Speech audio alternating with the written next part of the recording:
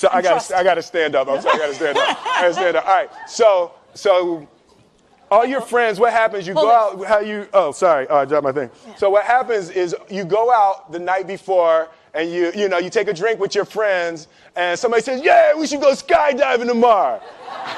And you go, yeah, we'll go skydiving tomorrow. Yeah, yeah. And you go, yeah. And everybody goes, yeah. Right? And you go home by yourself. You're like, Right? You're like, well, I mean, they was drunk too. Right? So maybe they not, maybe, I mean, we don't have to go. We don't have to do it. So then that night you're laying in your bed and you just keep, and you're terrified. You keep imagining over and over again jumping out of an airplane and you can't figure out why you would do that, right?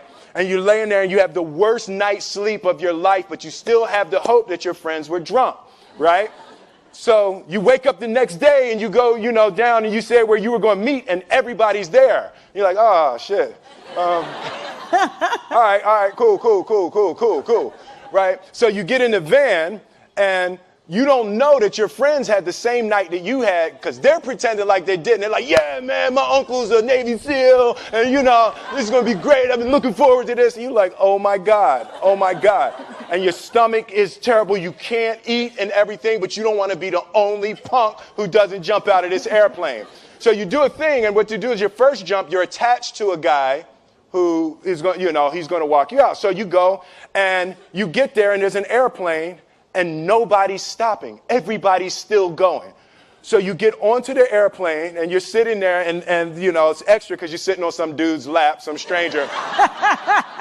You're sitting on his lap. And it's like, you're trying to make small talk. Yeah, man. So you be jumping with people all the time, huh? So everything's normal. So you fly and you go up to 14,000 feet, and you notice there's a light. It's red and it's yellow and green, right? So right now the light's red. So then you start thinking at some point the light's going to go green, but you don't know what's going to happen, right? And you wait and it goes yellow and the light goes green and somebody opens the door, and in that moment you realize you've never been in a freaking airplane with the door open. Terror, right? So you go, and then, if you were smart, you sat in the back so you don't go first, right? And then people start going out of the airplane.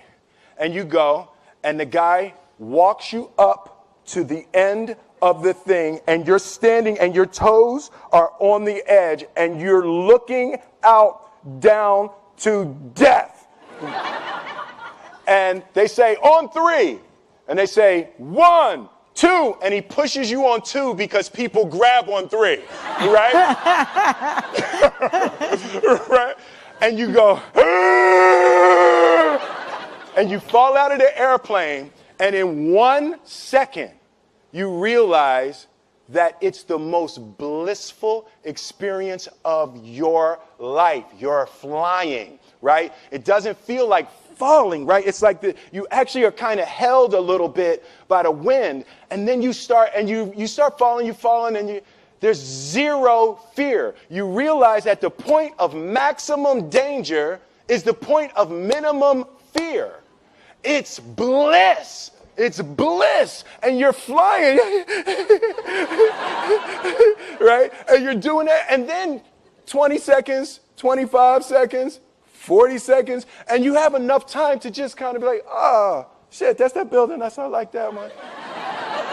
Oh, you can see the ocean. Right? You start doing all of that, and the lesson for me was, why were you scared in your bed the night before? What do you need that fear for?